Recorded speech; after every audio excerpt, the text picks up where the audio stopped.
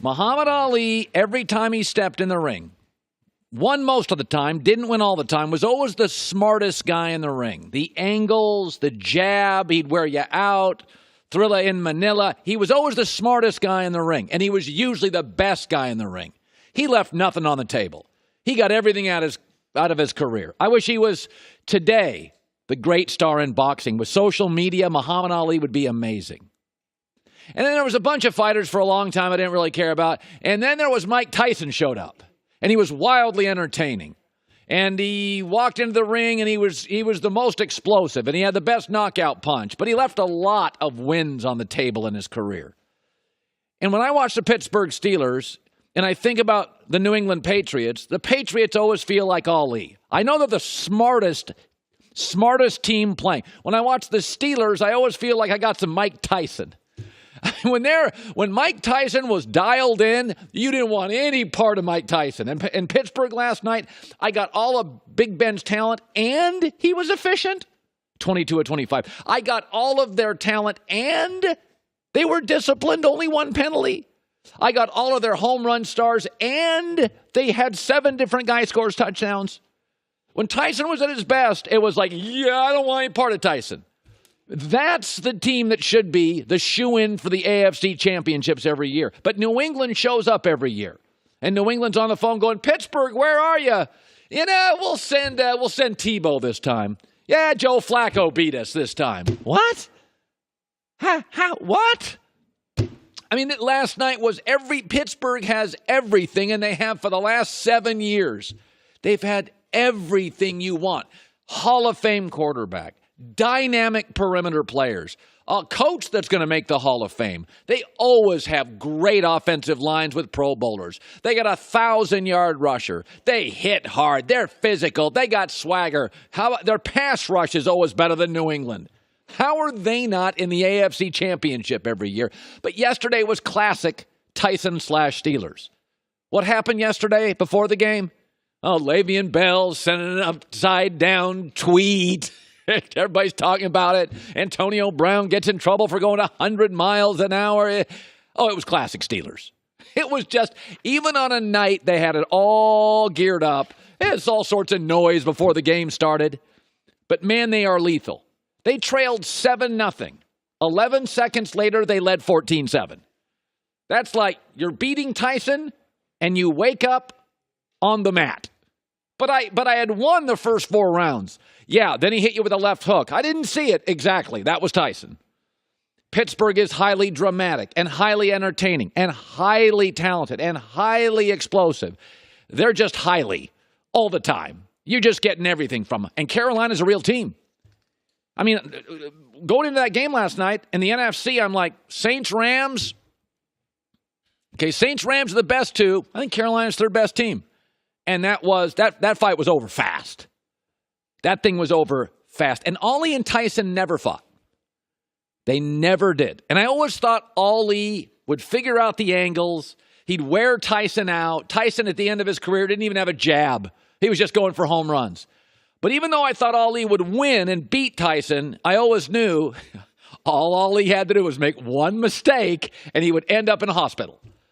And it is amazing when I look at the Pittsburgh Steelers, and on nights like last night when they got it all dialed in, the jab, they're in shape, they took the fight seriously, they still got the power. You're like, no, thank you.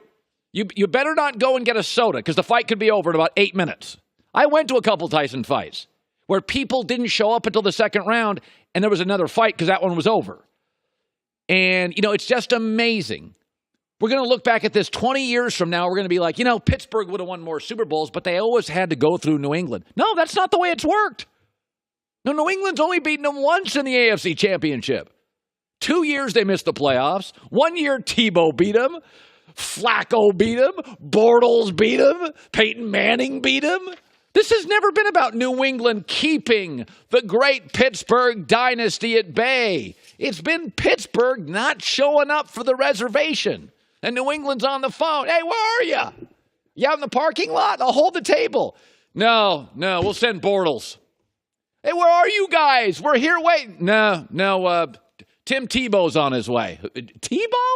We already played him twice. Blew it. Yeah, I know. Yeah, we lost to Tebow. I mean, wow is all I can say about last night. Wow.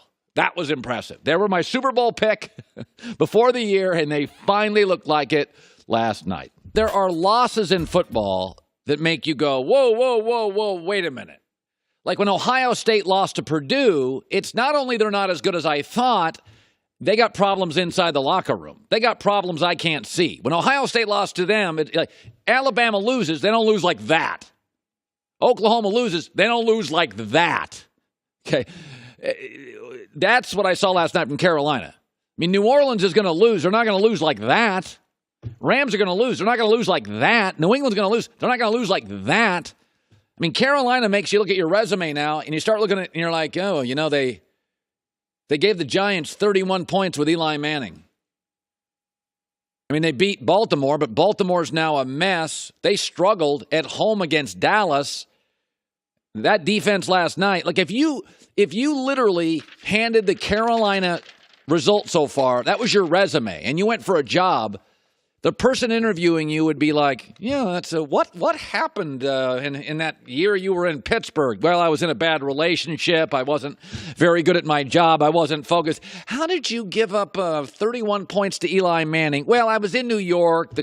My boss wasn't great. I just got sidetracked on that. I wasn't really dialed in.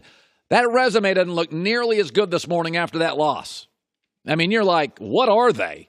They just quit. Their secondary's terrible. I mean, sometimes a loss is so bad, I got to go, wait a minute. It's funny because before the season started, I was absolutely sure the NFC was better than the AFC. But I look at the AFC today, and I got Patriots. That looks like a Super Bowl team. Steelers, Super Bowl team. Kansas City, Super Bowl team. Texans, Chargers, really, really, really good, and you don't want to have to go play them on the road. I look at the NFC now, and I'm like, Rams, Saints are tight. And then it's just a bunch of that. Atlanta, Carolina, Minnesota, Green Bay. So you're taking them out of the Super Bowl bubble? When you lose, New England doesn't lose like that. Saints don't lose like that. What was that? Alabama doesn't. That's how Ohio State. I don't have an explanation for what that was. That was just like, I don't even buy in. I don't even like that team.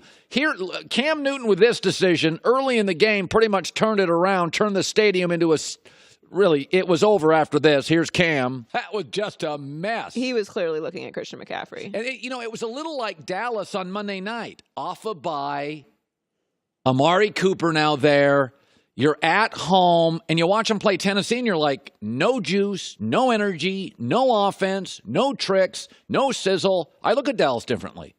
Again, if that game is 34-26 and you get outplayed, it just Steelers, punch in the forehead, it's at Pittsburgh, that's okay. But that's Ohio State losing to Purdue. It's like, you could lose to Purdue. You can't lose like that. Here was Cam talking about the blowout loss. I learned a lot. I learned I don't trust him. That was really bad. That was not good. Hi, everybody. Thanks for watching. Subscribe here to get the latest from the show. Also, be sure to check out more of the best clips from The Herd or go watch a few segments from other shows on FS1.